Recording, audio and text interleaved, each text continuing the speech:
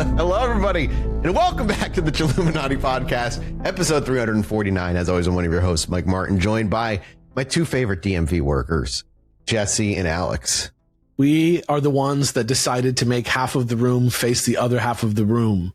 It is a essential part of dealing with your actually, I'm so sorry. You have the wrong form for that half of the room. So I need you to go back to the front and get form 5F. You got 5E. I get a misunderstanding. And then bring it back to me. You're going to have to wait again, facing the other side of the room before you can sit on the other side. Then hand me the form. Then I give you that form back. And then you go sit on the new side, which then you can be called. I don't have a real ID. Help. I'm so sorry. You can't fly or do anything. I'm not joking. I zoned out as you were talking. You just like right. He went to the real DMV in his mind. Yeah, you were there for a minute. You immersed me too triggered well. We triggered his fight or flight. Disassociated and just gone. That sounds correct. We all have to go to the DMV soon. That's where this comes from. Everybody. None of us want to go. It's all just a ritual. It's the opposite of magic. It's not cool. It takes something from chaos you. Magic. It's like mundane bullshit. Yeah. Yeah. The magic of the mundane. Yeah. Magic of the mundane. I should just be able to click something. Like, what are we doing? You thought life was going too fast? Watch time dilate in real time. really, truthfully, yes. Well, you know this one. I bet you if we were rich enough, we could skip the DMV. No, but you can. Kim Kardashian close one down for you. Whoa, that's insane. That did happen, and they let her take multiple photos, so she got one that looked just right. Has people seen like Brad Pitt at like the DMV before? No, I promise you, like that they just shut the whole thing down. The Hollywood ones, they will shut them down for a couple hours to get. You think it's like Ocean's 11 in there for like 3 hours when like every A-list celebrity shows up and it's like the fucking. There's one day. It's like the Golden Globes in there. Like everybody. They have like a banquet table set up in the middle, like a bunch of different like drunk tables. Yeah, it's like the Golden Globes in there. Yeah, it's great. Yeah. Maybe I could shut down my local DMV. You think Chilluminati's big enough? I mean, you could. I can think of a few ways, but I wouldn't do them. No, I don't want to do whatever it is you're thinking. I can feel the negative vibes. I'm thinking a big banquet. That's what I'm thinking. Please support us at Chilluminati Pod at patreon.com. We are out of ideas. Mathas will need that money to get out of prison. Life is hard out here on the streets of Podcastville, USA. Podcastville, yeah. Come on by to the Patreon and get yourself a membership, and you can get in return plenty of extra content. That's what I'm going to say. It's a great thing to do. It keeps us off the teat of the algorithm and lets us make weird shows about whatever we like. Off the teat of the algorithm. Off the teat of the algorithm. Take that perfectly calibrated TT out show mouth. I don't know if I like that, but that's all right. I appreciate it. At patreon.com/Chilluminati. Too late. He already said it. It's recorded. Shall we get into the episode, boys, and dive into part 2 of the Salem Witch Trials? Welcome back, Alex, by the way. We missed you last week. Oh, thank you so much. I'm very excited to get back into the Salem Witch Trials. Since it's been a week or so, let's do a little bit of a recap real quick. But before we do that, shout out to the sources for all this episode and all of next episode. The primary source I used is Emerson W. Baker's A Storm of Witchcraft, the Salem Witch Trials, and the American Experience, which is honestly, as far as I found, like the fucking best book. Sick ass title. I think I said that last time. Yeah. On anything. There's another book that I pull from in this episode called In the Devil's Snare by Mary Beth Norton. Also a great name. Another sick title. What the fuck are we talking about? Witches bring out the sick titles? Is that what it is? I think it is. There's actually a book from 1700 with not a shit name I'm using for this, but it's execution accounts that are drawn from this book. Robert Caff's More Wonders of the Invisible World. We like it. That's bad for 1700. That sounds like the name of a TV show from the 1980s that had like a unsolved mystery vibe. Yeah, exactly. And I'm Scott Bakula, and this is More Wonders of the Invisible World. Yep. Oh boy. Perfect. Yeah. It is another reality where that exists. So it's been a week. It's been a couple of weeks. Let's go over part 1 very quickly. Here's what you kind of need to know. Back in January of 1692, 2 girls in Salem Village Parsonage started twitching. Their names were Betty Paris and Abigail Williams, age 9 and 11 respectively. Yeah, always an Abigail. What year did you start twitching, Jesse? Oh, a lot closer to now than I thought because Twitch released that thing of like first partnered people. And I was like, I was on there before Justin TV, dude. Like I should be. Crazy. And then I realized I was still heavy into YouTube and never like charged people to watch me stream. Yeah. So I'm not in that list at all. Witch. Jesse was pre-Bleed Purple. Jesse's also, fun fact, channel was the longest to go for the permanent subscription for I like was $3 never a month. Bleed Purple. Let's be very clear. Yeah, fair enough. All right. Betty's dad, or in Abigail's case, remember her uncle, was the Reverend Samuel Parris, who was a failed Boston merchant turned minister who'd been engaged in a financial dispute with half of the village for about 3 years at this point. The girl's twitching turned into seizures, then into screaming about being bitten by things and poked by things that nobody else could see. And by late February, the village doctor had diagnosed them as, quote, under an evil hand. They got a bout of the evil, remember? Yeah, On of course. You just get up, you're like, Girls these days. now I gotta be evil. Oh, gotten them bouts of evil. Oh, I'm evil. I'm evil. I hate when that happens. Oh boy, as Scott Bakula would say. Scott Bakula would say. Then on February 25th, neighbor Mary Sibley instructed the Parris and family's enslaved woman Tituba to bake a folk magic counterspell called a witch cake to identify the witch that was tormenting these girls. As we learned, the witch cake is not as delicious as one. Say no need to get into those ingredients again. No, I got you. Don't worry. I got it in my brain. It is you make rye bread, and then the afflicted girl's pee gets baked into it, and then you feed that to the dog. I feel like I'm already in a clip of this show that's later going to be shown on Instagram. I feel like we already made this factoid into a reel already once, and now you're gonna get last week's episode is you unironically talking about the witch cake, and now this week it's gonna be me just like once again by trying to avoid the witch pee, once again invoking the witch pee. You invoked it. Well, hold on. To be clear, it's not witch pee. It's the girl who is afflicted by the witch. Yeah. Pee. Let's not put this on the witches. This is not their pee. It's witch afflicted pee. It's pee of the witch afflicted. Yeah. And then by March 1st, 3 women had been accused. Tituba, another woman by the name of Sarah Good, who was the beggar who was also pregnant, and a bedridden widow of the town, Sarah Osborne. Tituba confessed and gave the magistrates the most detailed witchcraft confession they had ever been given in colonial America. She said there were 9 witches operating in Salem Village. 3 had been arrested. 6 were still out there. By the end of March, yeah, no, it fucking sucks. Can you imagine confessing so hard that people still know your name in 2026? Yeah, Can you imagine telling such a fucking whopper that everybody still knows Tituba? Yeah, that's you're fucking a good storyteller. That's wild stuff. This is all off I imagine probably pulled off of the top of the dome and mixed with like experience of folk magic in general, because people just had experience with it back then. So, she was really just spinning the plates as needed. It seems weird, but people are still just practicing folk magic all the time now. And people that I know all the time are practicing. All my friends out here just practicing folk magic. It's an absolute wasteland out here. We have nothing left but to turn to the invisible forces of stuff that may or may not even exist. Literally is just folk magic. Yeah. That's really all we've got. If you've got no money, we have lots of will, and we have lots of come.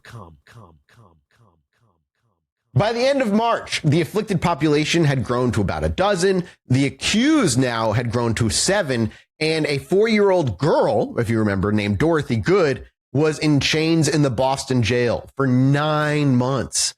My expert opinion, not that good. Probably not that good, ideally. Yeah. Ironic last name, not actually that good. Not that good. Yeah. A 71-year-old church member named Rebecca Nurse had been examined and held over for trial. And then by the end of April, the accusations had escaped Salem Village, its boundaries. People in Topsfield, Andover, Salem Town, and Boston started being named, including merchants, captains, and 3 sisters of the respected town family of Topsfield: Rebecca Nurse, Sarah Cloyce, and Mary Easty.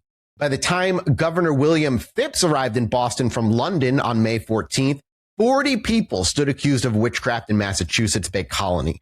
and every one of them was sitting in jail because the colony had no legal court that could try them. Because if you remember, the legal system was in a weird limbo because they were allowed to have a minister, but they weren't allowed to have a governor ruling them until they were approved properly. But you know what they say?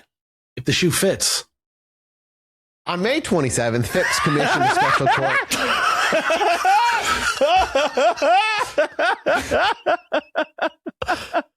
Didn't you just say his name was Fitz? Phipps. Phipps! P-H-I-P-S. Close. We were waiting for something. My headset fell off. You went for it. You took that swing, and then we all heard the ball in the catcher's mitt. Like that. Imagine if that happened when Babe Ruth pointed at the stands. And then everybody just started throwing candy bars at him. Actually, I don't think the candy bar has anything to do with the baseball player. Let's erase that part. Forget about all of this. Let's just pretend like let's have a trial and decide that this part didn't happen. Right? No. Yeah. Let's ask Tituba if this part happened. Yeah, let's get a Phipps cake made real quick. On May 27th, Phipps commissioned a special court, the Court of Oyer and Terminer, to clear the backlog. 9 judges, none with formal legal training. The Chief Justice was a 61-year-old hardliner named William Stoughton who believed in spectral evidence as an absolute. The court convened on June 2nd. The first case they heard was Bridget Bishop, and they convicted her in a single afternoon and hanged her on June 10th, which is where we ended Gallows Hill, I think is what they called it. We talked about last episode. Jeez. Yeah. I know, very just Murder Mountain. Come on up to the top of Murder Mountain. Exactly. So that's where we're picking back up. That's where the end of part 1 left off. And around mid-June of 1692, sometime in the few weeks after her execution, one of the 9 judges on the Court of Oyer and Terminer resigned. His name was Nathaniel Saltonstall, and he was a militia major from the town of Haverhill. He was a respected colonial politician, and he was the only member of the court to look at what they had just done to Bridget Bishop, realizing they convicted her in a single afternoon. It's like, Jesus. Correct. He was the only one who would look. He saw that they convicted her in a single afternoon on the strength of spectral evidence and 2 7-year-old recovered dolls and a witch's mark that disappeared on his body, and decided that he could not, in good conscience, keep doing this. That was not enough. He didn't make a public speech or anything. He just kind of resigned. The historian Charles Upham, in his 1867 book on the trials, wrote of Saltonstall that he deserves credit for, quote, being the only public man of his day who had the sense or courage to condemn the proceedings at the start. Doesn't sound that much like he condemned them as he just sort of gave them the old Irish goodbye, Yeah, more or less, yeah. He wasn't I cannot stand this any longer. You are all fools and you should stop. Goodbye. Yeah, pretty much. He didn't do that. He should have. Reminds me a lot of today's administration who can't stand what's going on. So instead of doing anything about it, they just resign instead of fighting. But the reason being made fun of on the internet hurts, dude. Yeah, it sucks. It hurts. We don't know what that's like. Yep. I certainly don't. We've just never been made fun of. Wait until you find out that not everyone in the world thinks that Sonic Adventure is not very good games. If you think you've experienced hate speech as a marginalized person in this world, I'm just kidding. Go on. Yes. Yeah. But the reason for his resignation, the reason that he left it all is now kind of the central main legal question hanging over the other judges. Spectral evidence. Are witches real? Oh, no. Yeah. Spectral Honestly, evidence. No, but genuinely, that's kind of the same thing, dude. It's like, wait a minute. If spectral evidence question. is real, witches then are real. Yeah. So that's kind of correct. But this spectral But how do we know it was these witches? You know what I'm saying? Yeah, okay. True. Sure. But was it this witch that did it? Are we accusing the wrong witch? Let me That's ask why you. you have to believe the eyewitnesses saying they saw the spiritual form of that person hovering over them, poking them, and doing all these horrible things. Because remember, spectral evidence was the testimony of an afflicted person about what they had seen or experienced from the specter. That means just literally they saw actual magic and that magic is real. Yeah, so like when Ann Putnam Jr. told the court that she had seen the specter of Rebecca Nurse biting and pinching her, that was spectral evidence. Whoa. Hold on now. I know. So she's all like, there I was in my bed all alone. And she came in through the window and started biting and pinching me. Oh my, it was the worst. Where's this? Salem, Georgia? Well, keep in mind, it's Ann Putnam Jr. I do declare. Salem, North Carolina? Give me the Bibles. Their accent is Salem, much closer to Virginia? like an English accent at this point in time. But this is a little girl, so I don't know if it was quite like that. So, and all little girls sound like they're from the South. It's a fact. That's true. That's very true. Oh, no, mama. It's by its nature, it was evidence that nobody fucking could see. It rested entirely on the credibility of the person. No one said, hey, I want to see the bite marks. Well, they did, but sometimes they would have like red marks on them. The witch's mark faded. So she'd say that she was seeing things that when other people around her didn't see them. Is that right? Like at the same time? At night when they're like in bed and she's alone or asleep or everybody else is asleep rather. So she's just acting crazy around a group of people and pretending to see things that aren't there. And how big were these homes that like not big? Right. So shared spaces. It might have been the same space. But that's also them like twitching and writhing and all that stuff. That's them being attacked by the spirit. Oh, it's Crowley. It's when they did their fake battles. He's like, they're sending vampire bats and they're sending specters and people, you couldn't see it, but they were there. Vampire. Same vibe. Yeah. Okay. Psychic vampire. I don't think people thought to try this before. I think that's really what this boils down to. Like at some point, like, no, keep in mind, we also talked about it last episode. This is girls under insane amounts of trauma and stress whose brains may simply be snapping.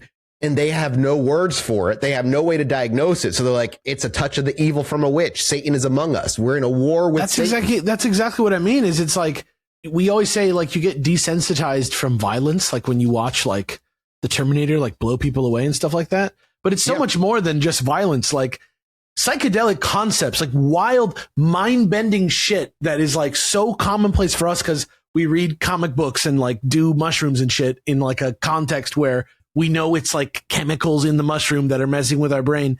It's such a different context than like you've never seen an electric light in your life and somebody's like, it's in you. It's there. Ah! Like people used to move out of the way of the fucking train on the movie screen. You know what I'm saying? Like, yes, it's the same vibe as when people talk about like, if you were trapped back in time, you could bring one thing with you. And everyone's like, my cell phone. I'm like, dude, if you pulled out a magic pocket thing, they'd kill you instantly. Yeah, you'd be dead immediately. Just carry a phone and a gun on you and you'll be all right. A gun? They'd still be like, even the gun. What is that? But that means they can't kill you because you'll be killing them instead is what I mean. Oh. So until you run out of bullets and then they draw and quarter your ass for existing. Only us. Well, if you could bring one thing with you, something I could kill with. It's it's the American way. And this, Jesse, as you kind of brought up earlier, this kind of ties into the next piece, which is the spectral evidence kind of was a hotly debated thing in Puritan circles for decades itself because nobody knew whether Satan could appear to people in the form of innocent people. Like you said, like, how do they know if it's that witch? Like his power set? Like his fucking mutant powers? They didn't have the Marvel's Hero's Guide to Satan? Could Satan take the form of Sarah Good, for instance, and impersonate that person who would then like go and get them to try and sign his book? And then at that point, is the spectral evidence reliable? If it's Satan lying, it's not really Sarah Good. It's Satan impersonating Sarah Good to get you to sign his witch's book. That's what the lawyer should have. That's the Matlock defense. Is reality real, or is everyone that you're talking to just a fucking transmogrification of Satan in a different form? And if that's the case, how can we blame Sarah if Satan did it using Sarah's likeness? Classic Satan's dream prison. Classic Satan's dream prison defense. Classic. If Satan could impersonate anybody, the spectral evidence is essentially worthless. It's funny that how do I know I exist? How do I know I'm not real? Satan? Is the reason the other spectral evidence would be worthless? Is because one other version of it is real. He's so wily. He's so tricky that like it's like AI. You know what I mean? Like now we don't know what's real, what's fake, dude. That's goddamn true. And then on June 13th, just before Saltonstall's resignation from the court, Governor Phipps and his council, with 4 of the witchcraft judges in attendance, asked the colony's most prominent ministers to weigh in on this exact question. Well, if the shoe fits. I hate you. 2 days later, on June 15th, the ministers responded with a document called The Return of Several Ministers Consulted. Oh, good. That's before they realized that titles needed to be snappy because we were still into the novelty of titles. Yeah. Titles were still very new. Yeah. It was penned by Cotton Mather himself with input from a group that included his father, Increase Mather, James Allen. Yeah, Increase Mather. It's like Mather. Ultra Mather. James Allen, John Double Bailey, Mather. and Samuel Willard, and others. The document was supportive of the trials, at least on like the surface level. It thanked the magistrates for their work and encouraged them to continue. But buried in the middle of the document, they actually had a pretty clear warning sitting there. The ministers cautioned against placing too much weight on spectral evidence alone. They warned the court not to treat the touch test or the evil eye as infallible proof, since those signs could be, quote, abused by the devil's legerdemains. But my most honorable judge, what of the cootie shot? Shall it not be admissible in court, the cootie shot? I don't understand. Is there a reference that I'm not getting? That's my issue with not having any form of like pop culture references. I don't know if you're making a reference to something or it's a joke I'm just not getting. I love that Mathas is slowly becoming Alex's foil. Like Alex is trying for the goof, and Mathas is like, I'm sorry, I don't understand what you're trying to do. Knowledge a mile wide and an inch deep, but it's still not hitting. It's perfect. It's wonderful to watch. The cootie shot? You don't know what a cootie shot? Yeah, the cootie shot. You know what that is? Circle, circle, dot, dot. Now you got a cootie shot? Oh my God. Okay. Dude, that's not where my brain went. Sorry. I don't even want to know where your brain went. Punching like a cooter. A cooter shot. What do you mean? Thank you so much to Mint Mobile for sponsoring today's episode. And quick thought experiment. I just want you to do me a favor. Pull up your last wireless bill and actually look at the thing. Line by line, just take a look. See regulatory fee or administrative charge, the mystery $4 that's just there, unexplained, kind of like a cryptid of some sort. Yeah, you're paying for all that. You've been paying for all that for years, and nobody at the big carrier is going to call you up and say, so, hey, listen, we notice you're being gently robbed every month. Do you want us to stop? Are you one of the people that actually likes your money? Because they like your money too. Maybe sometimes as much as you do or more, and that's really, really dangerous. All right, so here's what Mint is actually going to be doing for you. They're calling that bluff. The bluff being that wireless has to cost what it costs, because it doesn't. Mint's whole reason for existing is to stop you from overpaying just because that's how it's always been.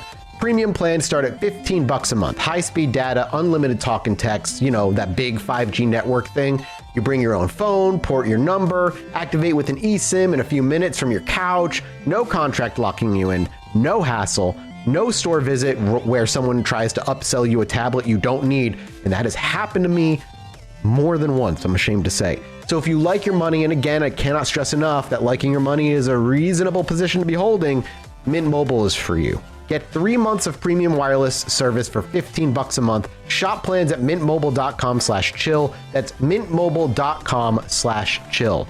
Upfront payment of $45 for 3 months, 5 gigabyte plan required, equivalent to $15 a month. New customer offer for first 3 months only, then full price plan options available. Taxes and fees extra. See Mint Mobile for details. Oh my God. What do you think happened in the Salem Witch Trials? Why did not? What do you think witchcraft is? We have 1 week off, and it's like the two of you don't even know each other anymore. It's like you forgot. You broke all bonds of fellowship. I'm on the face of your right now. What the fuck? I know. That's why I was so confused. But I don't control where my brain goes. I thought you meant a cooter shot. I thought you meant a nice punch of vagina is what I was thinking. You know. Why would Alex have said that? Like one of those. Because he said it, and I was genuinely like, I don't know what he's talking about. And my brain was like, punching the cooter, obviously. And I'm like, that makes no sense, which is why I didn't say like it. People do from time to time. That makes no sense in my own mind. I'm like, that can't be what he's talking about. Just, I don't know what he's talking about. And for the record, it was not. And cootie shots are to protect you from the invisible cooties. It's like midichlorians for girls in grade school. Okay. Oh my God, Jesus Christ. All right. Okay. Abused by the devil's ledger mains. They had to decide whether or not the devil was real, because if the devil was real, then what else could be real? But the thing is, like, what they were saying in the book was also like, it's okay, the spectral evidence is real, but we don't know how real it actually can be. So don't like put too much weight into it.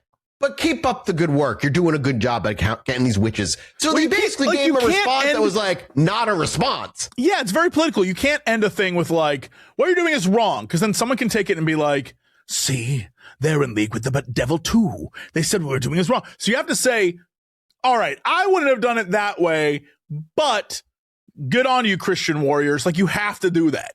Jesus Christ. The politics of it. Jesus Christ. Yeah. And later on...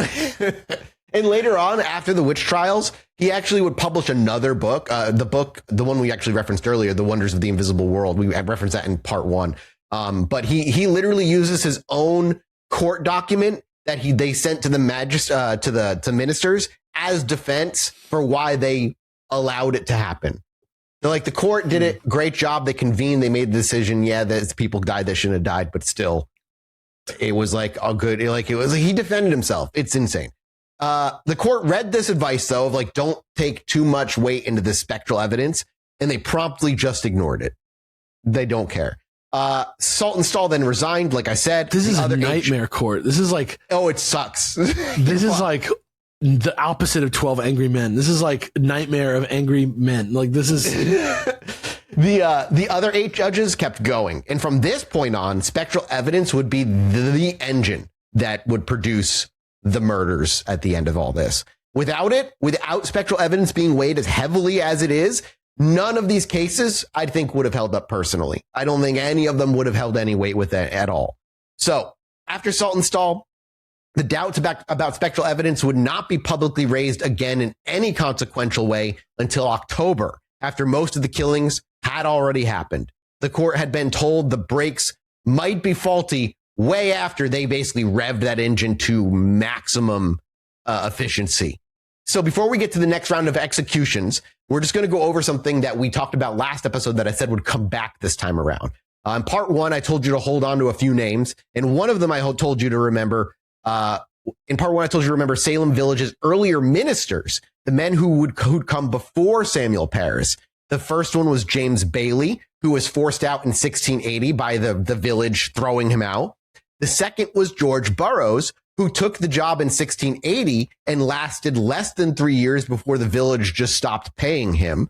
And then the third was Deodat Lawson, who lasted until 1688. What's the Deodat? I like that. I don't know what the Deodat is. The Deodat? Yeah. He sounds like a Star Wars character. Like he raced. He does.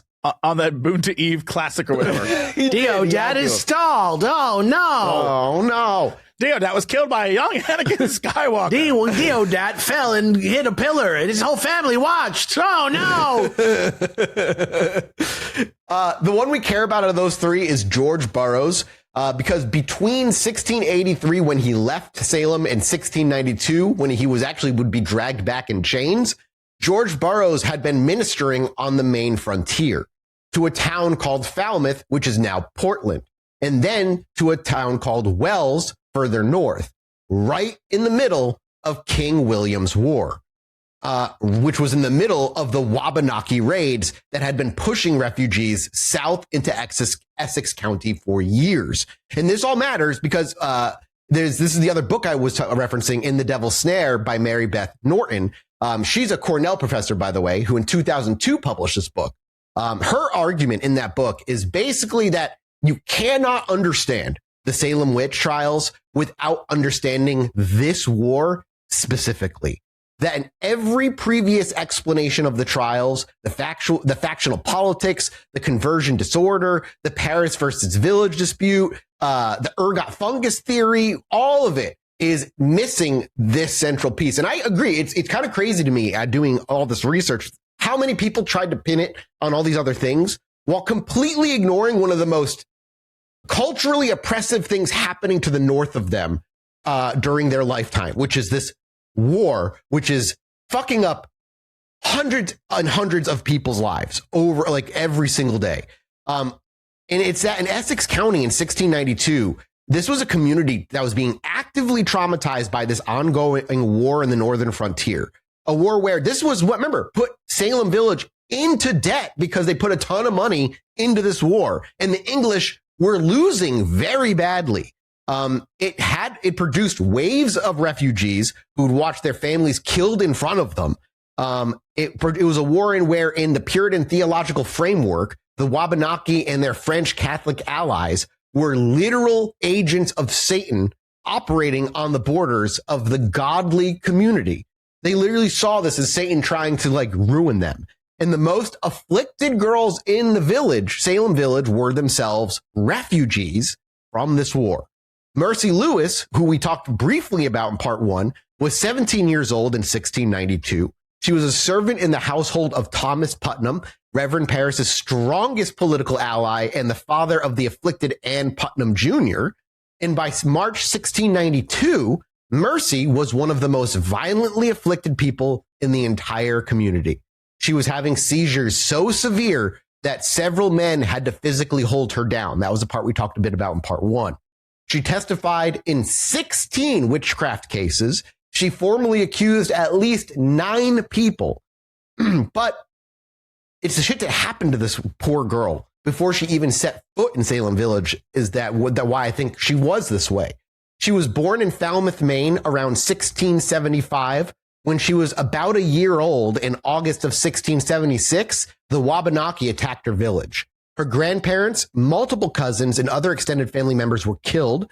Mercy and her parents fled to a small island in Casco Bay, along with other survivors, including their minister, a young man named George Burroughs. The Lewis family eventually moved briefly to Salem, where one of Mercy's uncles, who'd been wounded in the attack, died of his injuries. And by 1683, when Mercy was about 8 years old, the family had moved back to Casco Bay. In the late summer or fall, we don't really know which, of 1689, the Wabanaki attacked again. This time, they killed Mercy's parents. She was 14 at the time. The minister, George Burroughs, had once again somehow survived. He'd already left Falmouth by then, but he'd been operating the same general region, and he had twice now escaped the same attacks that had wiped out the families around him. Orphaned, Mercy was briefly placed as a servant in a Burroughs household. She lived with him. She worked for him, and then by 1691, she had moved to Salem Village to be near her one surviving sister, and she'd taken up a servant position in the household of Thomas Putnam, where she befriended a 12-year-old girl named Ann Putnam Jr. You see how, like, all these people, like, it's such a small world back then. Like, we think small world now in so many ways because of planes and all this. This was, the world of the colonial era was insular. It was very, very tiny. They're all circling each other all the time, no matter where they are. And this poor girl survived multiple attacks, watched her whole family killed in front of her over many different years of her life. Like, the trauma is immeasurable. It's got to be huge. And then so when Ann Jr. started having fits in late February 1692, Mercy Lewis followed suit within weeks. It also makes it much more reasonable to imagine these younger people sort of like accepting whatever the fuck as like the next fucking stupid ass thing that's happening that's completely outside of their control, that completely rips their entire reality apart. You know what I mean? This is the other part that when I read this, again, huge shout out to Mary Beth Norton on all this, that I am surprised I never hear talked about in any other, when it comes to these trials. By April of 1692, the afflicted girls in the Putnam household were starting to give detailed spectral accusations involving the main frontier. Like PTSD flashbacks is what I'm imagining. Like literally talking about like horrors of war, basically. Mixed with spectral witches. They were talking about witches' assemblies on the Eastern Shore. Exactly. That's what I'm saying, Smitty, dude. The witches on the Eastern Shore. They were talking about specters of dead colonial militia officers. Like, they're being haunted by these dead colonial militia officers. They were talking about being shown the kingdoms of the earth from a high mountain, language ripped directly from the gospel temptation of Christ by a tall, dark man who wanted them to sign his book. 12-year-old Ann Putnam Jr. had never been to Maine. She had no reason to know any of this, but Mercy Lewis had been to Maine. Clearly, it's where she lived all her life. And Mercy Lewis had served in the household of a minister who'd survived 2 separate Wabanaki attacks on the towns where he was preaching. And Mercy Lewis had every reason in the world to suspect that her former employer, the minister who lived when everyone around him died, knew something that the others didn't. So we're about to get into like why he got dragged back in chains, but you can see why Ann Jr. might be having weird flashbacks of a war she didn't experience, because she had been probably hearing stories from Mercy Lewis about what life was like where she came from. And then Ann Jr. started having fits. Then Mercy started having fits, and she started seeing ghosts of dead colonial majors and shit. It's an extremely heartbreaking detail, this. It is. It's like, it makes everything so human in a way that like Salem Witch Trials often aren't presented, I think, because it is war PTSD. It makes it reasonable behavior. You know what I mean? It makes so much sense. Makes it connected to what I like.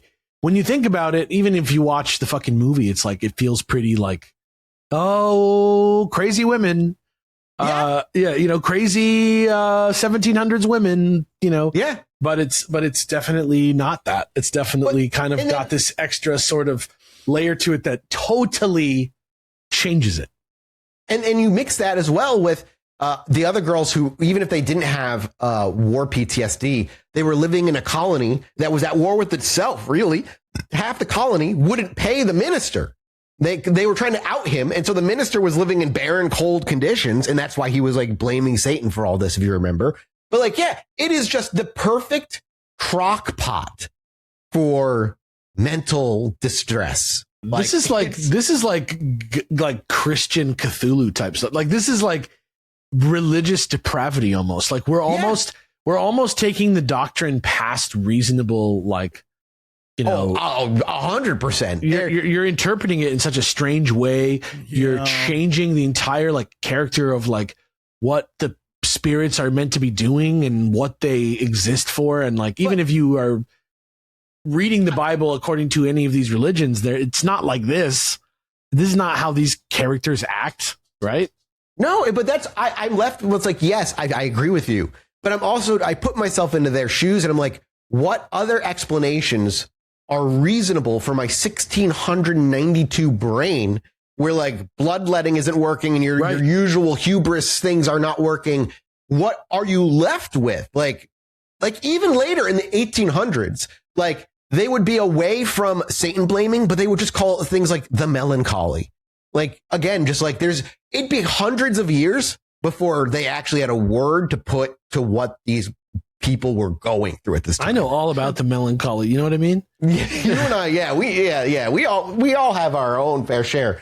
My ADD took care of that. Satan has nothing to do with it. In fact, it would be hilarious if Satan had something to do with it at this point.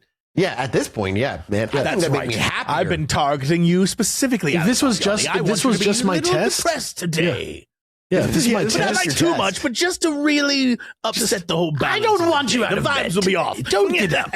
Don't get up. Don't do the work. Play a video game. Get a pizza. You want it. But you had pizza yesterday. Didn't have it again. Have another pizza today, you fool. Yes, pizza's good every day, you fool. Yeah. Why is he just turning into Mark Hamill? I don't know. Mark Hamill, no. On April 20th, 1692, Ann Putnam Jr., with what historians like Norton are, I'd say, looking at with like Mercy Lewis's coaching, formally accused George Burroughs of being the leader of the Salem witches. Like, it makes the most sense because this, again, he lived through multiple town executions and he somehow was always away or not there. They call him the chief conspirator, the wizard who'd recruited all the others. Pretty rough, like evidence against, but whatever. Yeah, poor guy. I never saw him in the same room as the witches.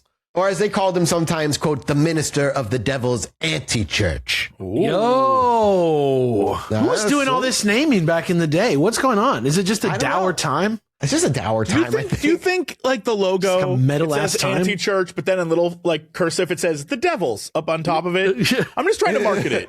Yeah, the devil's little anti-church. The devils. Yeah, the devils. The devil's sweet, the devil's sweet little anti-church barbecue sauce. Yeah. Sweet and spicy, anti-church BBQ. Yeah, but it makes your ass burn no matter what. Yeah, you can't get away like from a it. pitchfork in the ass. Yeah.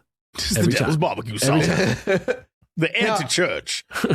At the time of his accusation by Ann Putnam, by Ann Jr., Burroughs was 130 miles north in Wells, Maine. So he wasn't even anywhere near Salem at the time. On April 30th, John Partridge, the field marshal of New Hampshire and Maine, arrested Burroughs at his home in front of his third wife and their children, put him in chains, and began marching him south. Then he invited his first wife and second wife and all their kids to watch. Exactly, yeah. He arrived in Salem jail on May 4th. He'd remain there until his trial in early August. This guy now, who actually had been, remember, this is his return to Salem. He was here for 3 years before he got ran out. And now he got brought back home thanks to Mercy Lewis.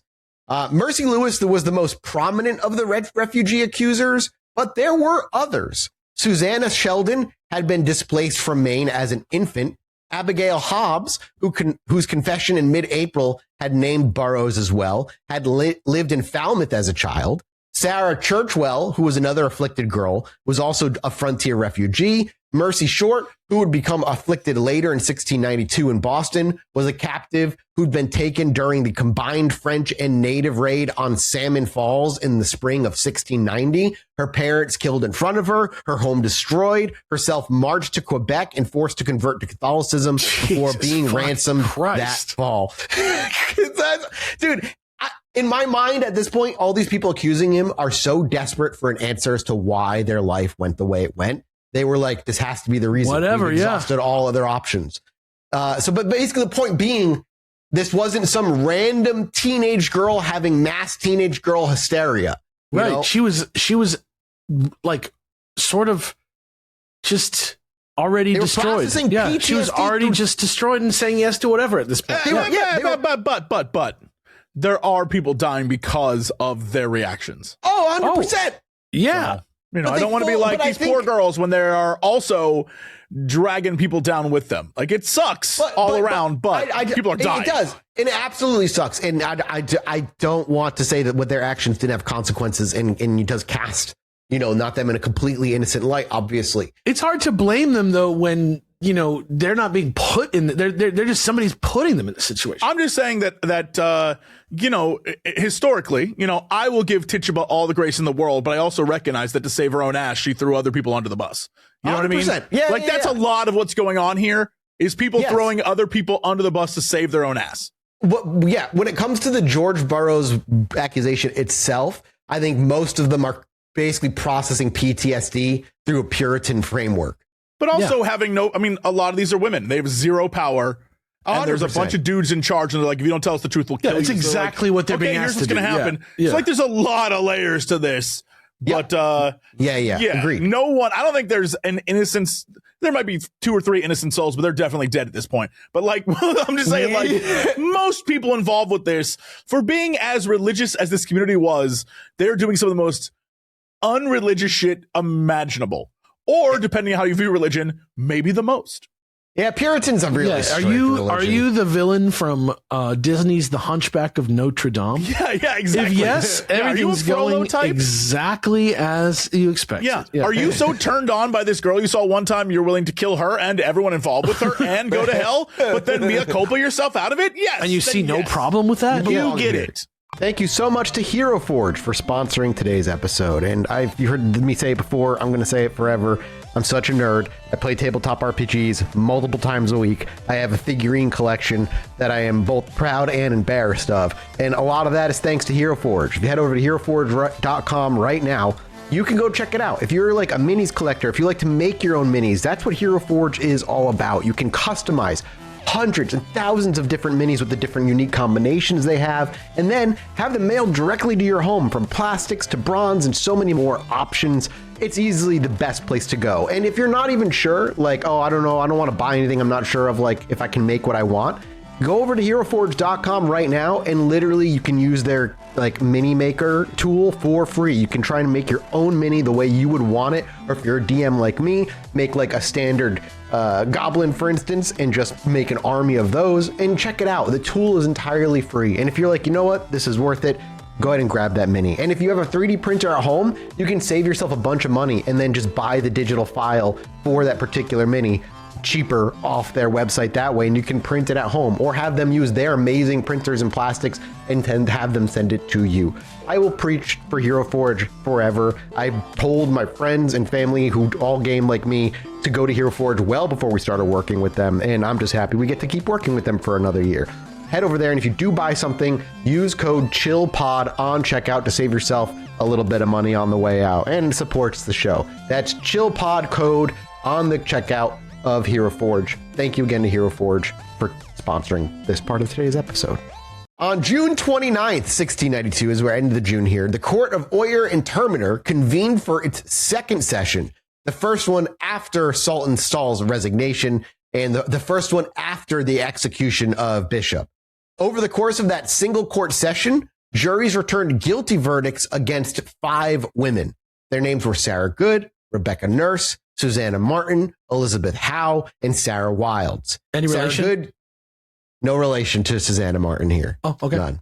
All right. Sarah Good, you already know. This is the homeless beggar, pregnant, part 1. Pregnant when arrested. She actually had given birth in her cell, and her infant daughter. Jesus Christ. I know. Fucking Boston jail. My God.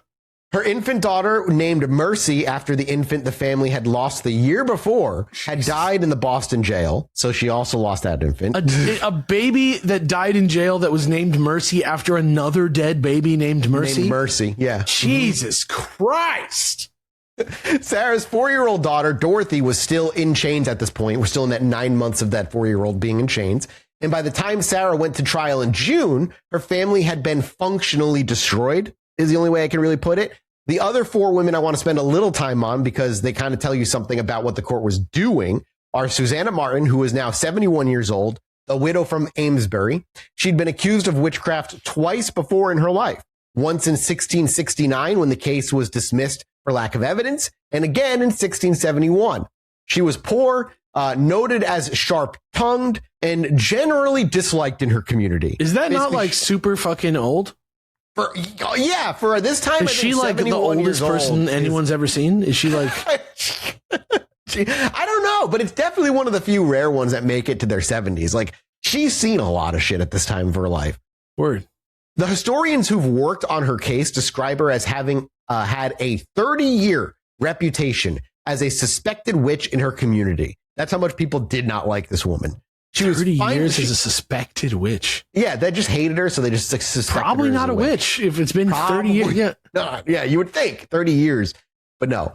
When she finally got dragged to Salem in 1692, the testimony against her included dozens of stories going back decades. Things from animals dying, children getting sick, men having nightmares, your classic kind of accumulated grudge witchcraft nonsense.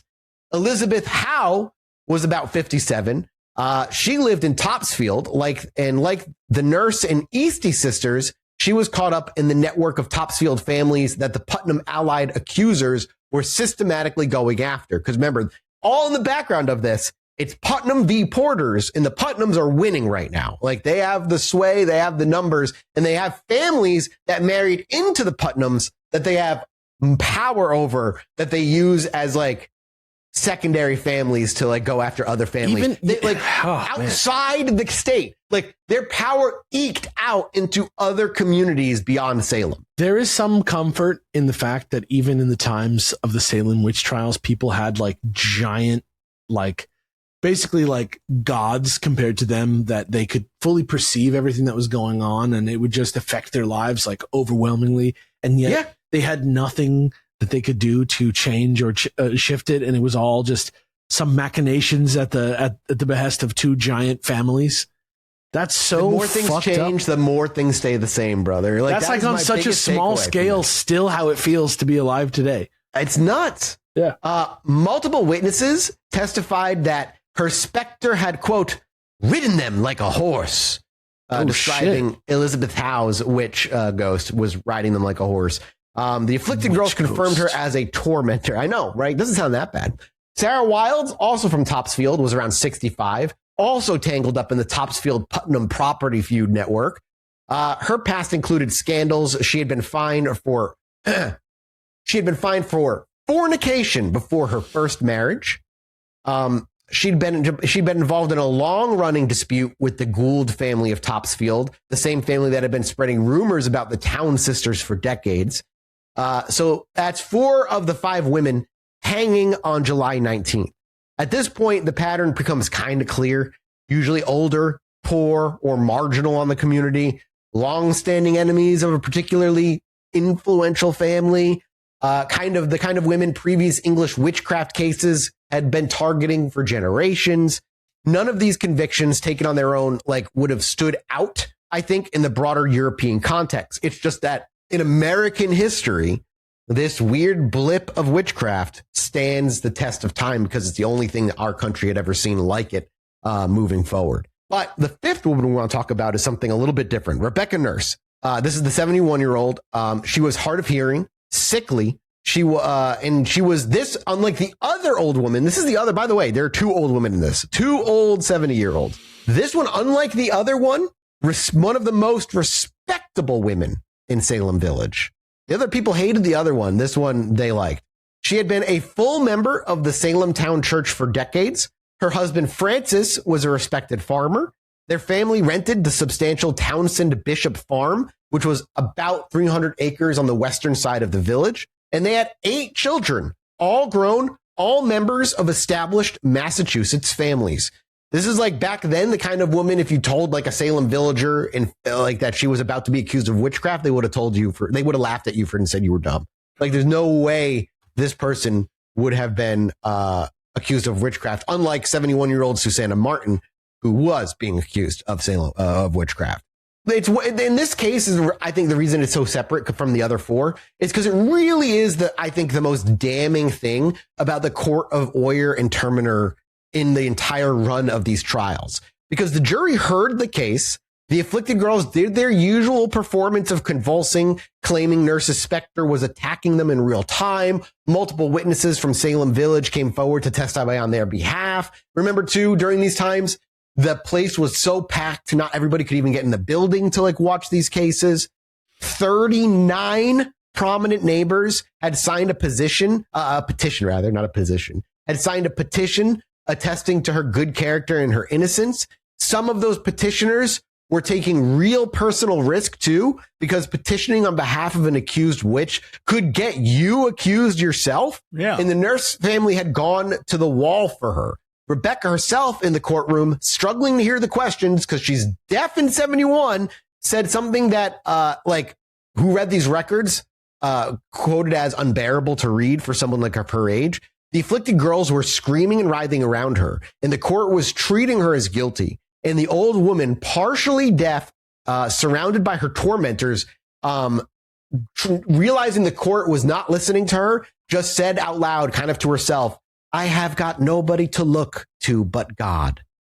Like, she's basically given up. She's like, oh, they're not listening. The girls are continuing to claim. Crazy, dude. All I can do is look to God and hope to God that I am not judged as guilty. Insane. Like, people are just gone insane. It must look like a fucking insane circus act. Like, it's nuts. The jury deliberated. They then came back. The foreman, Thomas Fisk, stood up and denounced the verdict. announced the verdict, not denounced. I mean, if the shoe Fisk. Shut the fuck up. Announced the verdict not guilty. And depending on which contemporary account you trust, this is either like the most shameful act of it or the most obvious one. The moment the not guilty verdict was read, the afflicted girls in the courtroom erupted. They started convulsing, screaming at the top of their lungs. The spectators in the meeting house, by some of the accounts in the book, started shouting along with them. Became a room filled with fucking screaming people. While at the center of it, the girls screaming initially are writhing around. And Chief Justice William Stoughton, also self-refers to himself as the witch hunter, looked at the jury and asked them to reconsider their verdict. Specifically, Stoughton asked the jury whether they had understood the implications of something Rebecca Nurse had said earlier in the trial. Earlier, when one of the confessed witches, a woman named Deliverance Hobbs, had been brought in to testify against her, Rebecca had said, more or less audibly, "What do these persons give in evidence against me now? They used to come among us." And basically, she's like, these guys used to be friends. What are you talking about? Why are these guys here? They used to, also, some people also think it means that she used to be in jail with them. Why is she coming against us? She used to be in jail with us. She knows that we're not witches. We were all saying that in the prison. Stoughton asked Rebecca to explain what she meant, and Rebecca, 71, deaf, exhausted from the day in court, having just been told she was acquitted moments before, did not hear the question. And we just don't know if she heard it. The jury just took, because she didn't respond to it. We don't know if she heard it or not. And the jury took the silence as an admission of guilt. And the jury, so the jury foreman, Thomas Fisk, later wrote a statement dated on July 4th of 1692, explaining what had happened in that jury room. And we have his own words. I go ahead and have you read this, Alex. When the verdict not guilty was, the honored court was pleased to object against it, saying to them that they think they let slip the words which the prisoner at the bar spake against herself, which were spoken in reply to Goodwife Hobbs and her daughter, who had been faulty in setting their hands to the devil's book, as they have confessed formerly. The words were, "What do these persons give in evidence against me now? They used to come among us." After the honored court had manifested their dissatisfaction of the verdict, several of the jury declared themselves desirous to go out again, and thereupon the honored court gave leave. But when we came to consider of the case, I could not tell how to take her words as an evidence against her till she had a further opportunity to put her sense upon them, if she would take it. And then going into court, I mentioned the words aforesaid, which by one of the court were affirmed to have been spoken by her, she being then at the bar, but made no reply. What he's saying there is, while we understand it now to probably mean they used to be among us, like as a community or in jail with her, what they are trying to interpret is as, do they mean you used to come among us as a witch during our rituals? They're saying, like, why are you in here? You're a witch like I am. You shouldn't be speaking against me. When in reality, she's a deaf 71-year-old, and she's like, why is this person here? And when they asked her, she just fucking probably didn't hear them. Regardless, it's fucking nuts. Him in his own words explaining why they challenged it. The jury wavered. They went back in, re-deliberated, and then came back out with a guilty verdict. And Rebecca Nurse, at her old age, was sentenced to death. Did she just fucking die right there? That's what I would have done. No, they did not. The Nurse family didn't give up. They actually went to Governor Phipps directly and begged for a reprieve, and he granted one. He actually pardoned her. The pardon was issued. And then almost immediately, the afflicted girls in Salem Village had renewed the fits. They cried out that the pardon was tormenting them, that the witches were emboldened now because of the pardon. And Phipps, looking at the political pressure, withdrew the pardon, and Stoughton signed the death warrant. So this poor woman almost got out of it twice. And because of the girls freaking out, she ends up not getting away. On July 3rd, while she was still in jail, Reverend Nicholas Noyes the senior minister of the Salem Town Church, the same man who'd been an aggressive participant in the examinations from the start, presided over Rebecca Nurse's excommunication, because of course they're going to excommunicate her from the church because she's a witch first. They brought her from her cell to the Salem Town Church. They sat her down in front of the congregation. Noyes denounced her as a witch and cast her out from the church. 16 days after that, she would be hanged. It's crazy. That the poor woman is like, I just like, God, man, she's 71. I'm like, dude, I just keep coming back to like, she's old. She can't hear you. What are you doing? She doesn't know what's happening. Brutality, dude. On the morning of Tuesday, July 19th, Sheriff George Corwin and his men took 5 women out of the Salem jail and put them in a cart. Sarah Good, Rebecca Nurse, Susanna Martin, Elizabeth Howe, and Sarah Wilds. They drove them through the streets of Salem to Proctor's Ledge, the actual execution site, which for centuries was misidentified as Gallows Hill itself, but which we now know thanks to a 2016 archaeological project led by historians, including Emerson Baker himself, the author of the book we used, was a lower spot on the hillside above a residential street. There's a memorial there now, though, that was installed in 2017. At the gallows, Reverend Nicholas Noyes was waiting. Noyes had appointed himself the official minister of the executions. His job, as he understood it, was to call on the condemned to confess in their final moments to save their souls. According to the rules, anyone who confessed at the foot of the gallows would be spared. Susanna Martin did not confess. Elizabeth Howe did not confess. Sarah Wilds did not confess. Rebecca Nurse did not confess. No woman confessed. Sarah Good, homeless, pregnant when arrested, watching her infant die in prison, having watched her 4-year-old daughter be put in chains, stood on the platform and absolutely refused. Noyes pressed her.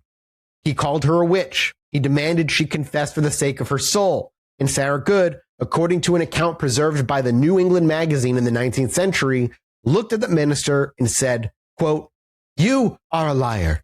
I am no more a witch than you are a wizard, and if you take my life away, God will give you blood to drink." Damn. All right, girl. Okay. Honestly, it's I don't know what they expect. I mean, I understand that many of the women who did confess, the reason they did these things was because mostly they were forced to. I mean, but the women of some standing in society who got like swept up in this, their only standing is that they're good Christians. So the minute they say, "Oh, sorry, I was a witch," they're like, "All right, we'll let you live, but for the rest of your life, you're the witch lady. And in your community, you're a pariah now. So what's screw it." Yeah, I'd be like, "F y'all. No, this is all I got." Now, it's important for me to just kind of caveat that the quote came a little bit later, about 25 years after. So there's no firsthand account as to whether that was said or not. I'll leave it at that, and you can decide if it was real. I prefer to think that that is something she actually said. All 5 women, though, hanged. We don't know exactly how long it took. Damn. But hanging in the 17th century, as we talked about in part 1 with Bridget Bishop, was a short drop strangulation. It wasn't like the long drop neck break that we kind of think about today. I think the neck break is this is crazy to say. That's the good thing. Yeah, that was the humane thing of like, oh, well, we used to just strangle you till you died, but now we try to drop and snap your neck so you die instantly. Yeah, like that was the nice thing to do. That they added that later. Yeah, that's exactly. Yeah, that was a later thing. No, for these poor women, their bodies were left swinging for some time and then cut down and buried in shallow, unmarked graves nearby. The Nurse family, according to family tradition, came back at night, recovered her Rebecca Nurse's body in secret, and buried her in a grave on the family homestead. The grave is actually still there. The Rebecca Nurse homestead is a museum now. So as far as where we're at in the Salem Witch Trials, 6 are dead, 14 more are still to go. Between the July hangings and the August session of the court, the witch hunt did something it had not yet done. It went what we would call now viral. Crazy bananas. Crazy bonanza bonkers. No, it went viral. In mid-July, a man named Joseph Ballard, the village constable in the town of Andover, about 15 miles northwest of Salem, had a problem. His wife was sick, and he was convinced she was being attacked by witches. So he did something that nobody had quite done before. He invited the Salem Witch Village afflicted girls Ann Putnam Jr., Mary Walcott, and Mercy Lewis among them, to come to Andover and identify the witches who were tormenting his wife. You know what's so just messed up like about made a that? spin-off? Getting like freelance Yes, work. it feels like this is one of those things squeakle. where the cynical side of me is like, oh no, he invited him there. He invited him there to like say these girls are at my house, so he could be like that guy in town. You know what I mean? Yeah, I fundamentally believe that. I wouldn't doubt it. The girls came. They went into a kind of touch test. The accused would be brought into a room, blindfolded or not, depended, and the afflicted girl in the throes of a fit would be touched by the accused. It kind of reminds me a little bit of the witch cake thing where you feed the dog the cake and the cake is supposed to like sniff out where the witch is. This is, they bring the afflicted in, the girls get attacked, and they're supposed to like channel who's attacking them. If the afflicted stopped at the touch, that proved the accused was the source of the affliction. It was obviously, to put it fucking mildly, not great evidence, but the Andover magistrates accepted it. And the dam broke in Andover.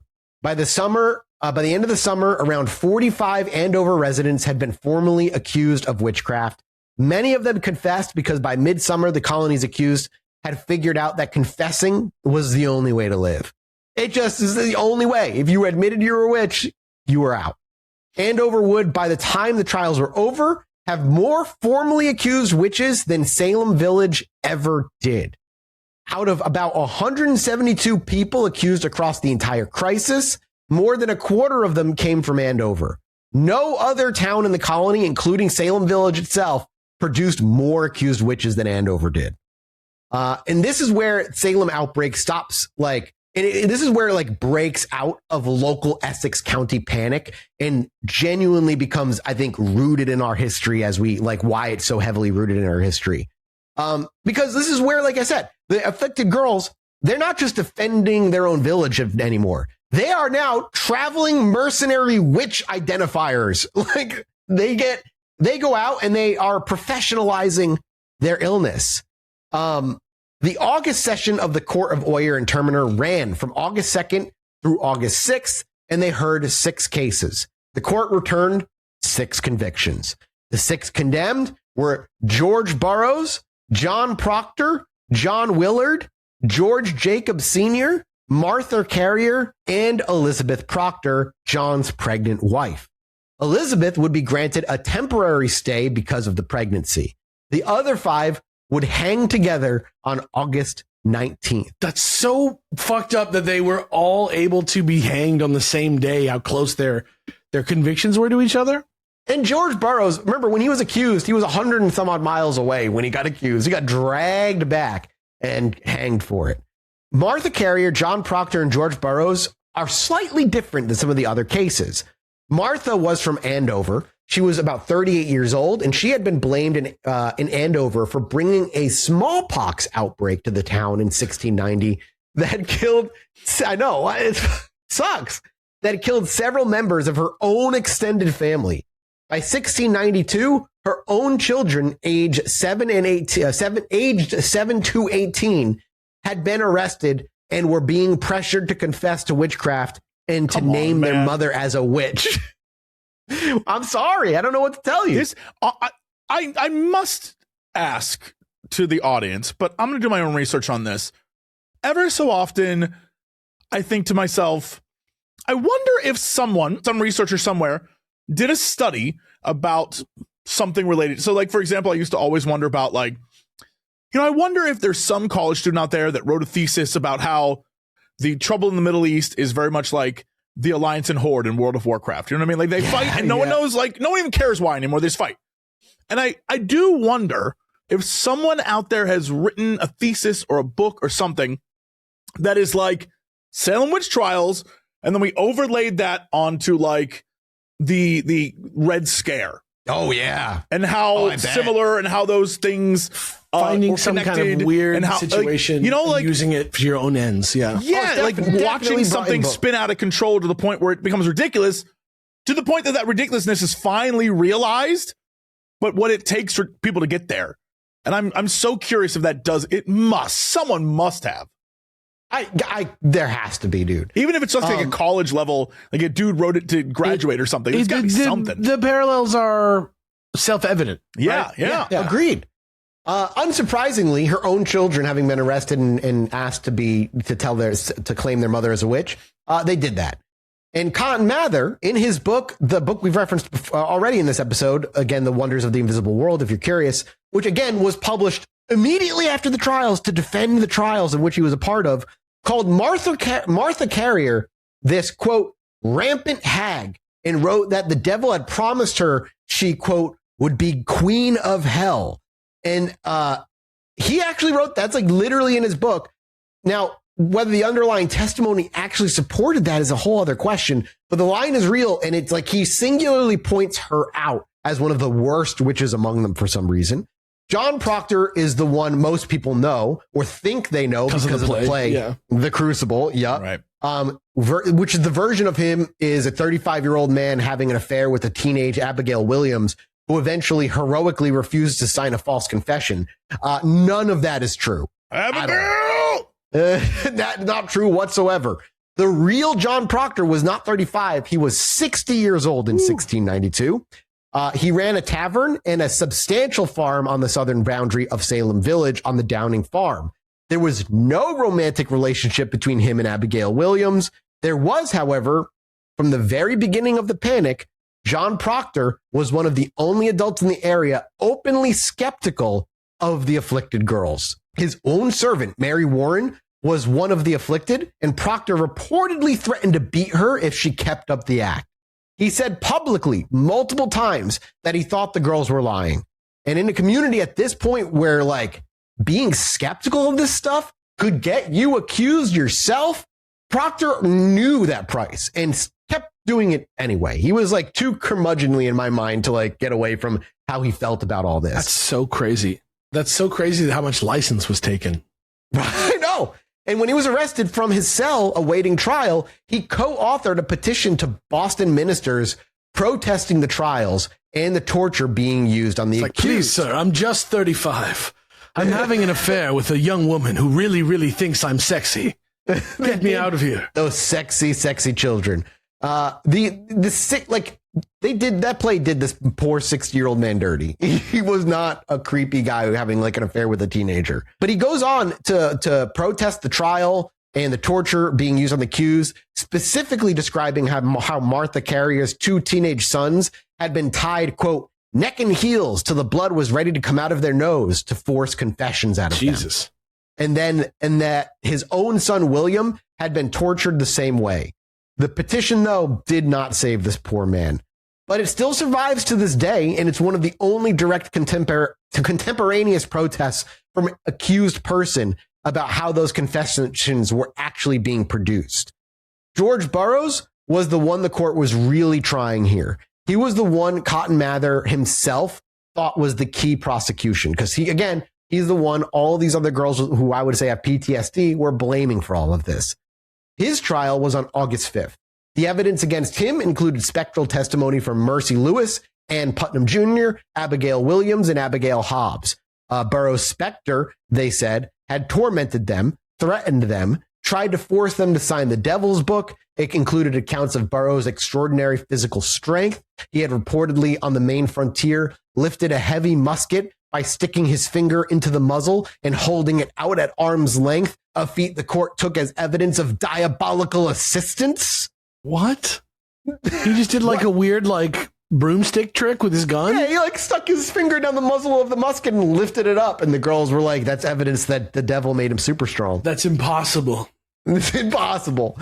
It included testimony that his first two wives had died under suspicious circumstances and that Burroughs' specter had been seen with ghosts of his murdered wives. What? It included, listen, this is all spectral evidence, my friend. Seen with ghosts of his murdered wife? I saw him in the close.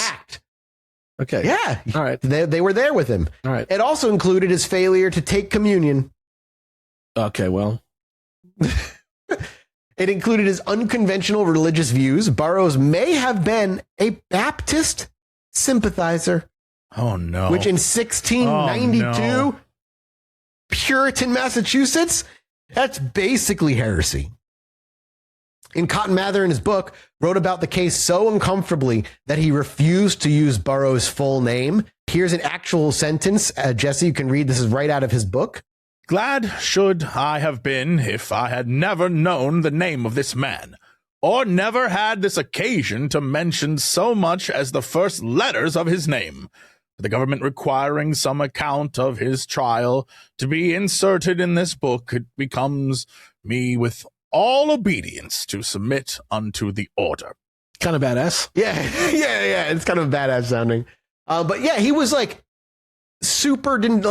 Burroughs was like the number one like hated man in this guy's book when he's talking about his defense of the witch trials. Fuck that guy. I don't even want to talk about that guy. Fuck that guy. Fuck that guy. But Burroughs was convicted. He was scheduled to hang with 4 others on August 19th.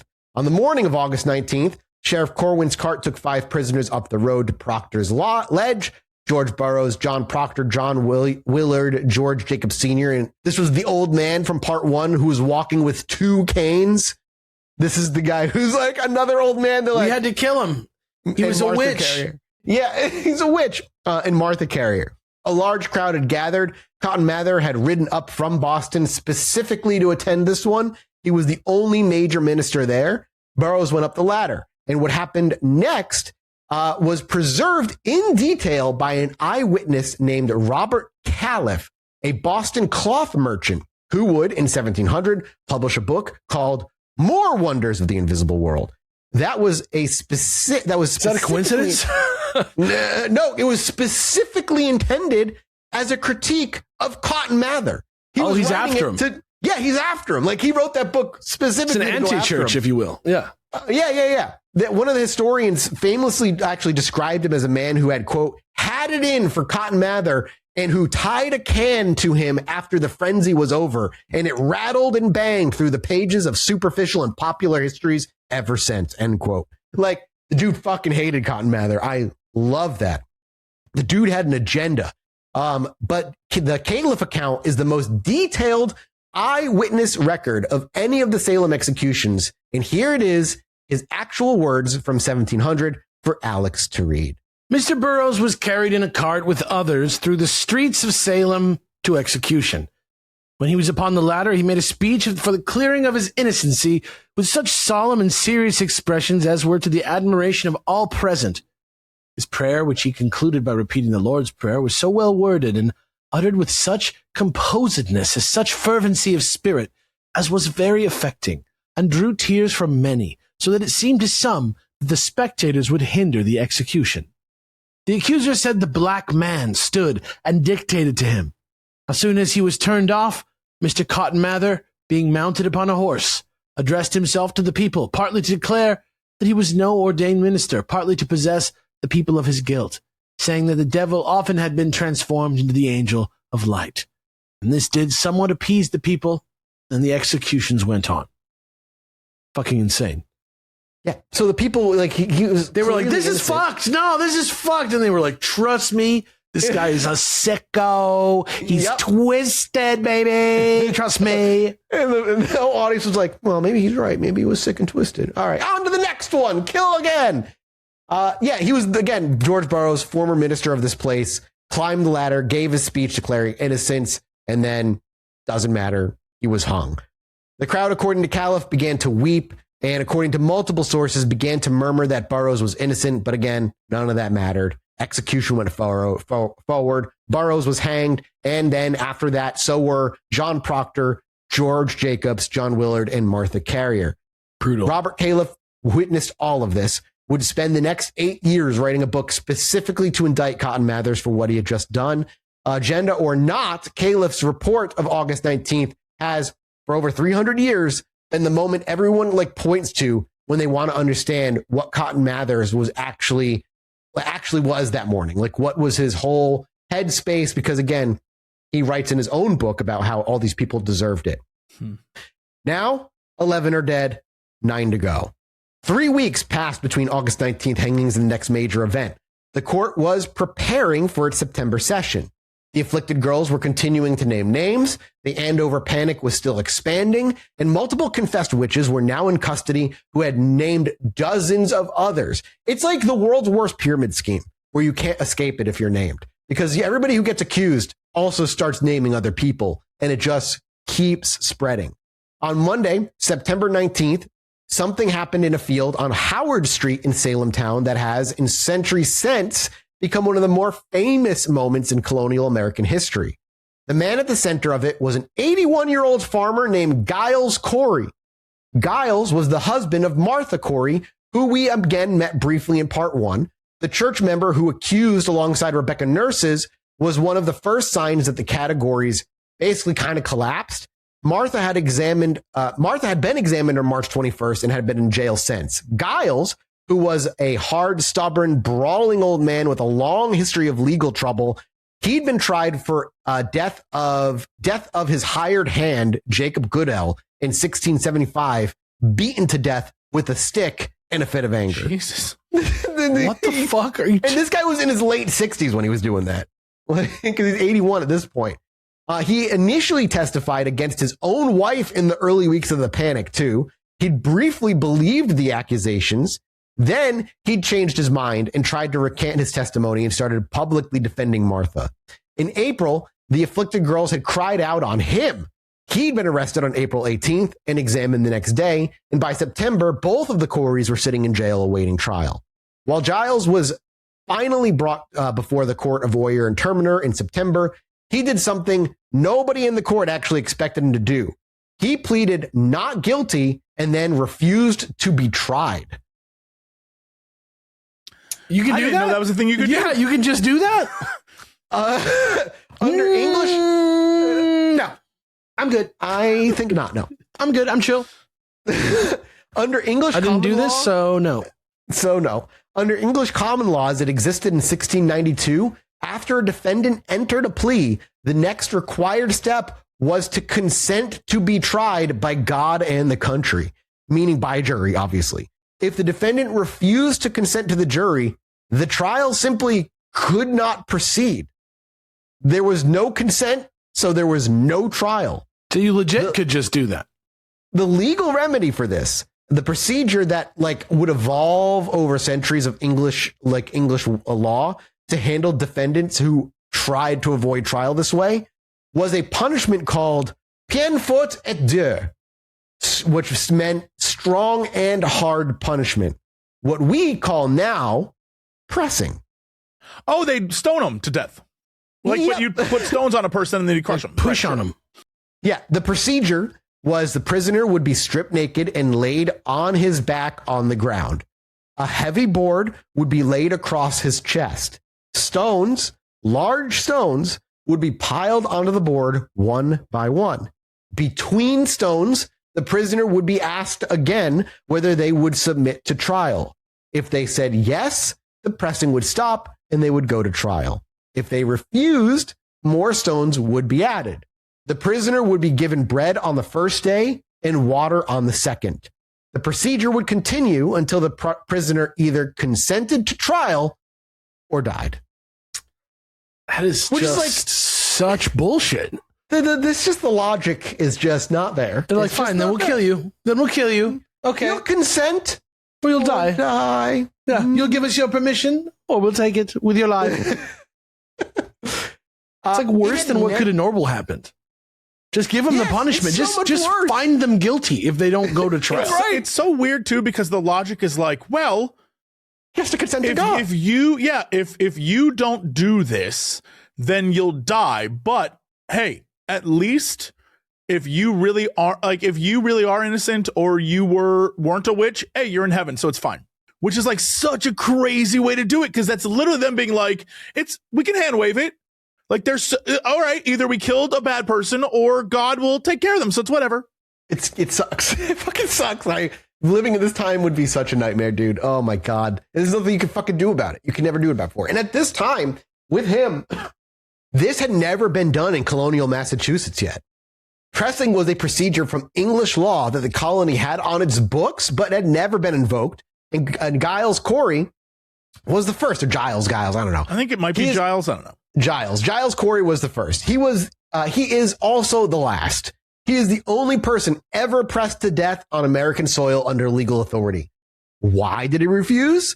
Well, there are a couple of theories. We don't know for sure. He's more weight. What? Is he more weight? More weight?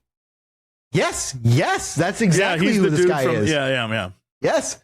There are a couple theories why he went through with this. One, the one that gets the most popular play, I guess I'd say, is that under Massachusetts law, as Giles understood it, if he was tried and convicted of witchcraft, his estate could be seized by the crown.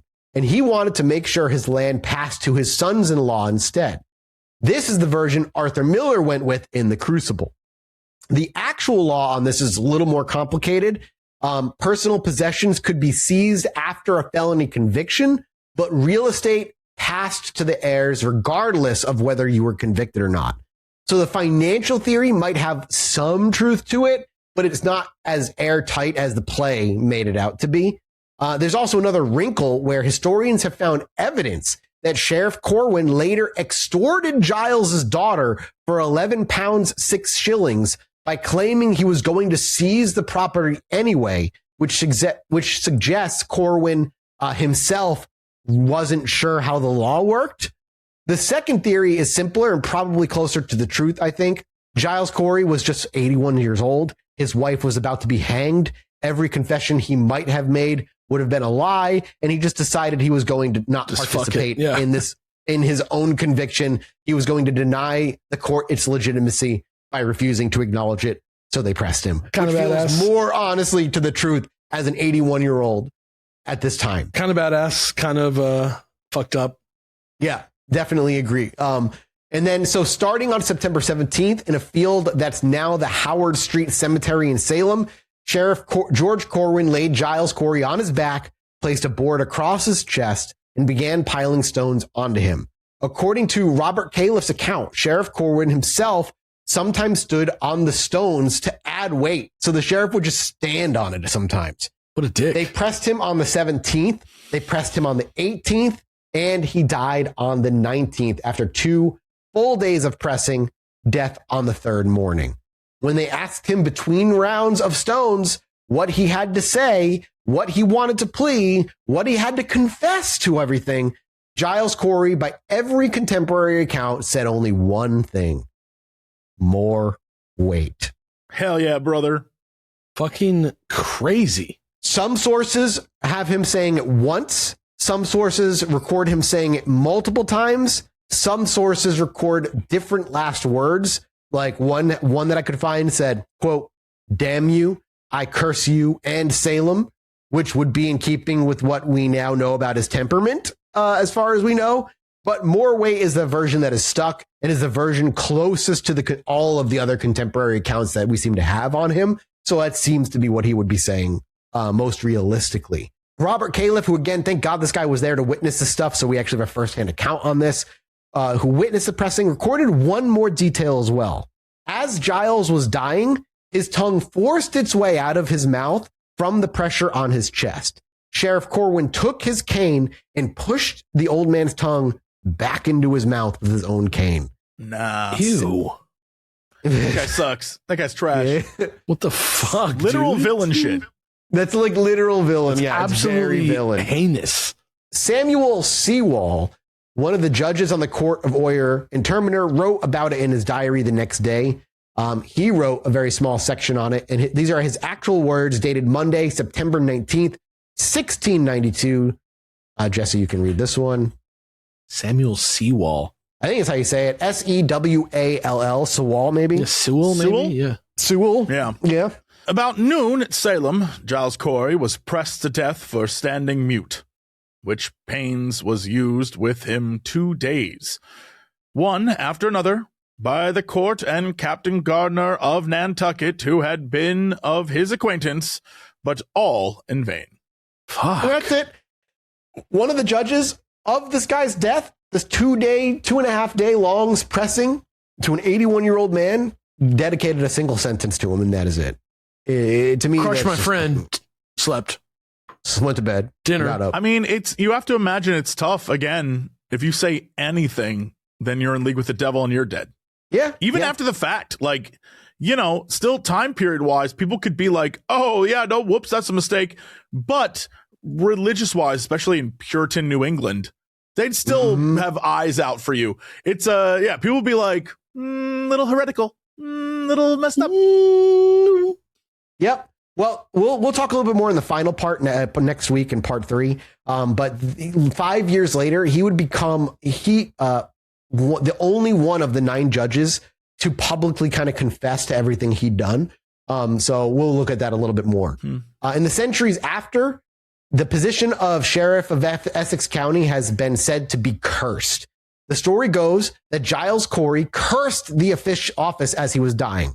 George Corwin, who pressed him, died of a heart attack 4 years later in 1696 at age 30. Every Essex County sheriff after him is supposed to have died or resigned because of some kind of blood or heart ailment until 1991, when the sheriff's office finally moved out of Salem to Middleton, Massachusetts. You obviously can make it out of what you will, but it seems there are a lot of heart issues for people who had the position that this guy did when he pressed stuff on this dude's chest. Giles Corey's pressing in the words of many of the people who saw it, this was the moment Salem's witch panic kind of broke in a way. This story spread really quickly amongst the community at that time. People who had been already quietly going along with the trials all summer were suddenly publicly sickened. And in a lot of ways, it reminds me of when you push cult mentality to its breaking point, where suddenly everybody who supported this kind of thing suddenly never supported this kind of thing. You know what I mean? Yeah. You're like, oh, suddenly people who were behind it, they were never behind it. I foresee a moment like that in the near future. Right? Yeah, I foresee a moment quite like that real soon. Similar vibrations run through my body. Yeah. The pressing was meant to demonstrate the court's power, and what it actually seemingly demonstrated was the court. How heavy they were. Yes. Yeah, exactly. What it actually demonstrated was that the court would now literally do anything. But the trials weren't quite over yet. There was one more execution day, 3 days from this point. On the morning of Thursday, September 22nd, 1692, 3 days after the pressing of Giles Corey ended, Sheriff George Corwin and his men loaded 8 condemned prisoners into a cart and drove them back up to the road to Proctor's Ledge. The 8 were Martha Corey, Mary Eastley, Alice Parker, and Pudieter. No. No,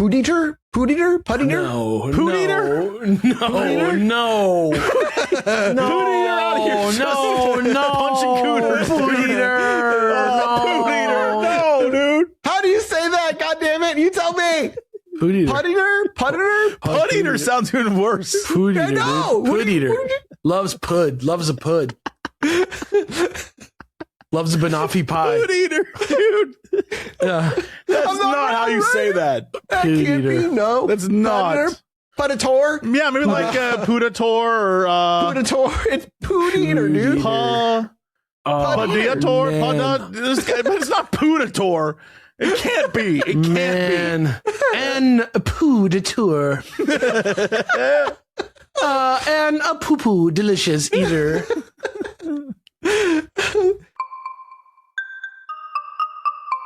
Also, there was Margaret Scott, Wilmot Red, Samuel Wardwell, and Mary Parker. 7 women. And Jeremiah Piss Drinker. Yeah. He loves those loaves of bread. Big fan. Which loaves? Huge fan. According to Caliph, the cart got stuck at one point on the way up to the hill. The afflicted girls who had come to watch said that the devil was hindering it from arriving. And now we'll look at some of these people real quick, very briefly. Samuel Wardwell of Andover is the exception that proves the rule of the Salem confession strategy, by the way. He was a carpenter who previously practiced fortune telling. Well, in my mind, I know he's probably nothing like it, but this is Michael's. This is Santel. You got career whiplash, dude. Yeah. Yeah. What the court considered, basically they considered fortune telling low level dabbling in the occult arts. He had confessed earlier in the summer, named several other Andover residents, and been told that confessing was the only way to live. So that's why he did it. Confessed witches were spared. Innocent witches who refused to confess died. He had confessed, and then sometime in early September, he had recanted his confession. He had taken it back. He had said publicly that he was not a witch and had only confessed under duress. The moment he recanted, he was on the cart to the gallows. Of the 55 people who confessed during the Salem Witch Trials and who maintained their confession, every single one of them lived. The one exception was this guy, who confessed and recanted when he was already being carted up and died for it. Martha Corey, you already know, 3 days after her 81-year-old husband had been crushed to death, she went up the ladder. The previous Sunday, Reverend Nicholas Noyes had presided over Martha's excommunication from Salem Village Church. He did the same job that morning. He stood at the foot of the gallows and asked her to confess. She did not. Ann Pooteater of Salem was about 70, twice widowed, a practitioner of folk medicine, which the court took as evidence of witchcraft. The afflicted girls cried out on her. She was convicted and then hanged. Wilmot Red of Marblehead, Margaret Scott of Rowley, and Alice Parker of Salem, Mary Parker of Andover, no relation to Alice. All of them maintained their innocence to the end. None of them confessed. And then there is Mary Easty, the youngest of the three Town sisters, the sister of the already executed Rebecca Nurse. Mary Easty had been arrested twice. The first time in April, she'd been examined and then released because her case was so weak that even the magistrates couldn't justify holding her. If you can imagine how weak that is compared to how the strength of the other cases that we've seen. The second time, 2 days after her release in May, Mercy Lewis had a sudden severe seizure and cried out that Mary Easty's specter was killing her. Jesus, why? Why? I don't know, man. I don't know. Mary had been rearrested that night and the seizures stopped. She had been in jail ever since. She was tried on September 9th. She was condemned. She had 13 days left to live. Mary Easty spent those 13 days writing a document, and we have the document. It's one of the coolest pieces of writing from that time that we have, not because it's like a cool thing that she wrote about, but it's cool that we have it like still alive. It's like a primary source. Yeah.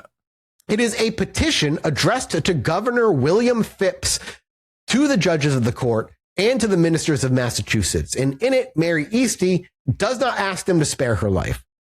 Here is the central passage of the petition in her own writing, in her own spelling, preserved exactly.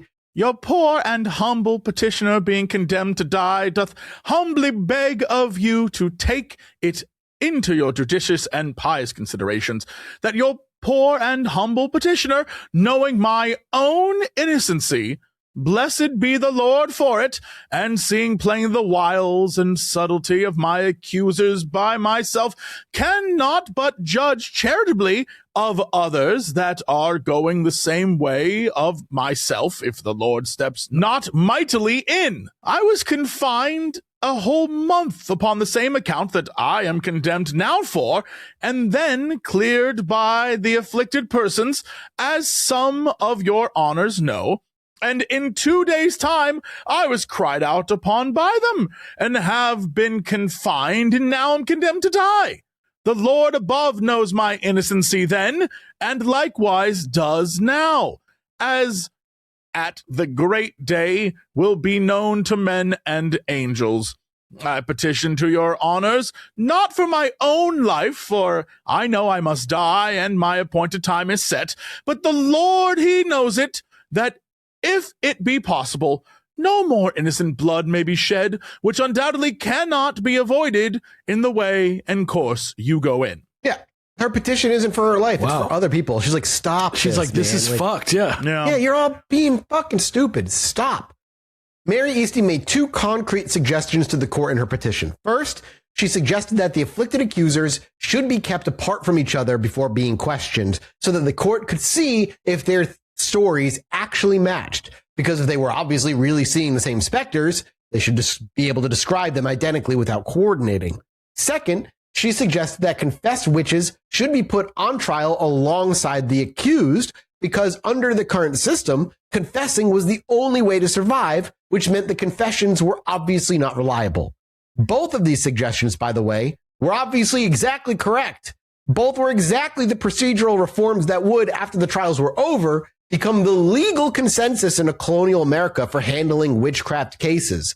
Mary Easty, 58 years old, again, no legal training, sitting in prison, just as like common sense. She's just writing out common sense to these people, and they're like, by golly, she's fucking right. Regardless of the common sense, she went up the ladder, she prayed for an end to the witch hunt, and she was hanged.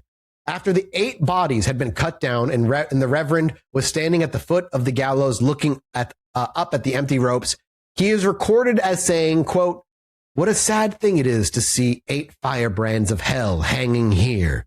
What a fucking idiot. Calling them firebrands is such a fucking dweeb fucking thing to say. Like, shut up. It's fire. Hellfire. By the end of the day, on September 22nd, 1692, the death toll of the Salem Witch Trials stood at 20. 19 hanged, 1 pressed to death. At least 5 more had died in jail. Mary Eastie's family lay in the dirt on Proctor's Ledge alongside the family of her sister Rebecca, who had been buried in the same shallow ground 2 months earlier. The 8 executions of September 22nd had been intended by Chief Justice William Stoughton as a demonstration, a clearing of the docket, so to speak. This was his statement that the court was working through the backlog and would continue working through it until Satan was driven from Massachusetts entirely. The September session had returned 15 convictions in 2 weeks. The court was, at this moment, the most efficient legal killing machine in the colony's history. Jeez. They were just cruising through them. What Stoughton did not understand, what Cotton Mather did not understand, what none of them seemed to understand, standing at the foot of the fucking gallows, calling 8 innocent people firebrands of hell, none of these people get was that the demonstration had broken something in the village. The execution of Rebecca Nurse, the 71-year-old churchgoer, the hanging of George Burroughs, the minister who had recited the Lord's Prayer with earnest, the pressing of Giles Corey for no conceivable reason, and the 8 quote-unquote firebrands of hell swinging in a row above Salem town on Mary Easton's petition still circulating through the colony had broken something. And that was consensus. Across Massachusetts in October of 1692, ministers who had supported the trials began quietly to talk to each other. Increase Mather, Cotton's father, the most senior minister in the colony and arguably the most powerful religious figure in New England, was preparing a document. Robert Califf, who had watched George Burroughs hang, was beginning to write his angry counter book. Thomas Brattle, a Boston scientist, was preparing a long, careful, devastating letter that he would circulate privately within weeks. Multiple petitions were being drafted, multiple accused, including by mid-October, the wife of Governor William Phipps himself, would be cried out upon. Exactly. It's touching everybody now. Nobody is safe. It's like a disease, dude, that spreads. He probably felt like such a dummy after that happened. Oh, dude, I can't imagine. The trials weren't over yet. There were still hundreds of accused sitting in jails across the colony. The court was still legally constituted to go through all this stuff. Stoughton was still planning another execution day in early November. There were still names being added to indictments, but it wouldn't matter because the killings would not start again. And next week, we're going to talk about how the trials ended. We're going to talk about the document Increase Mather wrote that broke the back of quote unquote spectral evidence. We're going to talk about Thomas Brattle's leather, and we're going to talk about Phipps finally telling London what had been happening in his colony. And we're going to talk about Stoughton's incandescent fury at having his court taken from him, which it would be taken from him. Also about Samuel Sewell, the judge who wrote the 1-sentence diary entry, standing in front of his Boston congregation 5 years later in 1697 and publicly confessing what he had done. Jeez. We'll wrap with the most famous sentence in the entire document is one line.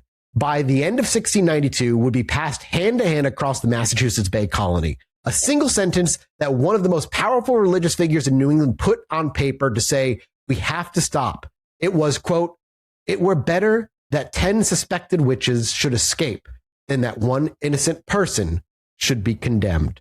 And that is one sentence would be the pretty level-headed thought, bro. It is. And that's what would be the fever break of this town. And that's where we'll pick up next week. Amazing. The third and final part of the Salem Witch Trials. Crazy. Infuriating, crazy, funny. It's a bizarre. Unavoidably American. Yes, it is.